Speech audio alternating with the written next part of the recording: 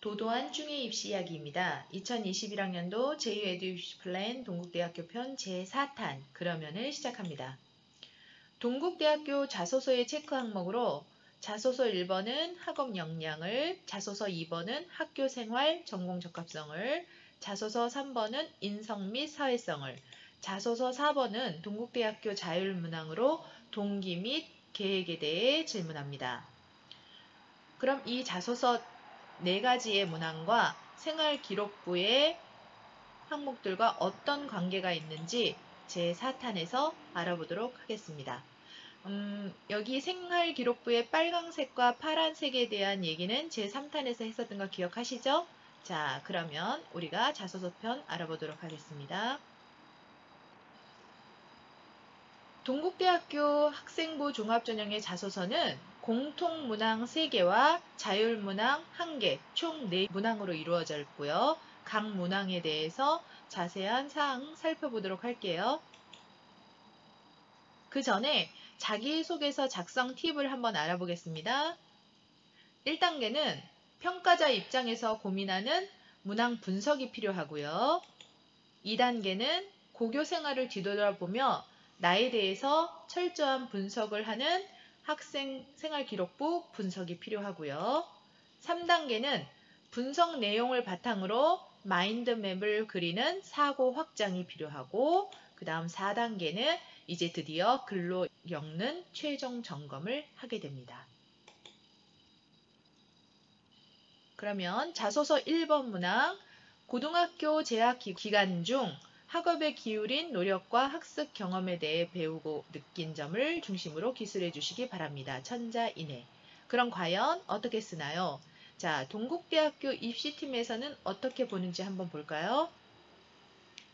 예전에는 교과 성적 향상을 중심으로 한 학습 플래너 사용법을 기술했다 그러면 지금은 1번 문항을 작성할 시 학업 역량이나 전공 역량의 성장, 예를 들어 이런 토론 대회 이런 준비 과정에서 어떤 학습 경험과 이를 통한 학업 성취 및 전공 관련 역량 향상, 독서 활동을 통한 전공 학습 경험, 과제를 통한 학습 경험 등을 기재해 주기를 한 입시팀에서 바라는 방향입니다.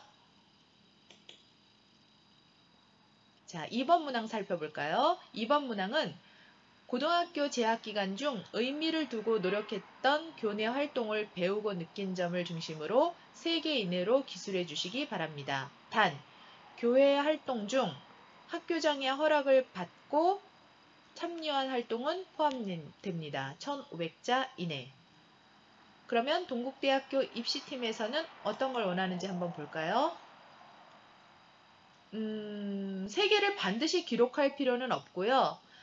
강조하고 싶은 활동을 우선 고민한 후에 3개가 아니더라도 단순히 활동 내용 및 결과를 나열하기보다는 활동을 시작하게 된 동기와 구체적인 과정, 그리고 활동을 통한 나의 성장 과정을 중심으로 작성해 주기를 바라요. 나는 이런 활동을 해서 이런 결과를 얻었다가 아니라 그것을 하면서 어떤 것을 느꼈고 어떤 것을 고민했고 어떤 결과를 낳아서 내가 무엇을 배웠는지를 써주시기를 바라는 거예요.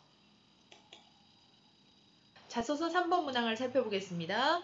학교 생활 중 배려, 나눔, 협력, 갈등 관리 등을 실천한 사례를 들고 그 과정을 통해 배우고 느낀 점을 기술해 주시기 바랍니다. 천자 이내네요. 자, 동국대학교 입시팀에서 원하는 것은 뭔지 한번 살펴보면 지원자의 인성 및 사회성을 살펴보고자 하는 항목으로 반드시 4개의 주제에 관해 모두 작성하는 것은 아니며 4개 주제라는 건 배려, 나눔, 협력, 갈등 관리를 뜻하는 겁니다. 고교 생활에서의 다양한 경험 중 인성 및 사회성을 구체적으로 드러낼 수 있는 사례가 있으면 그 사례를 중심으로 작성하는 것이 좋고요.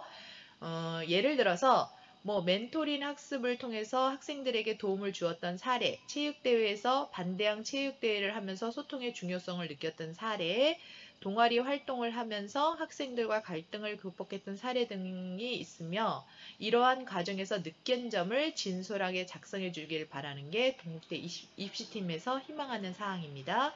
지금은 단순한 서술이 아니라 그냥 느끼고 배운 점을 써주라는 거예요. 그 다음 마지막 자율문항 4번을 보시면 자신의 노력과 역량을 바탕으로 해당 전공에 대한 지원 동기 및 진로 계획을 구체적으로 기술하십시오. 천자 이내네요.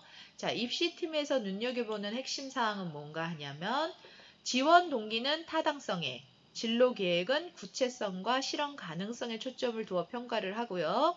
지원 동기는 지원 학과에 대한 관심을 학교 생활을 기반으로 한 계획이 동기를 중점으로 작성하는 것이 좋습니다.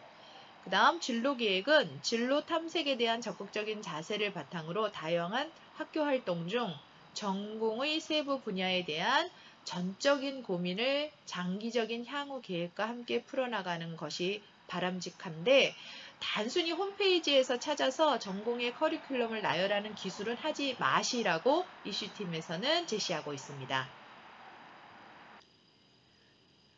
이상으로 제4탄까지 해서 동국대학교 2021학년도 미리 보는 입시 요강에 대해서 알아보았습니다.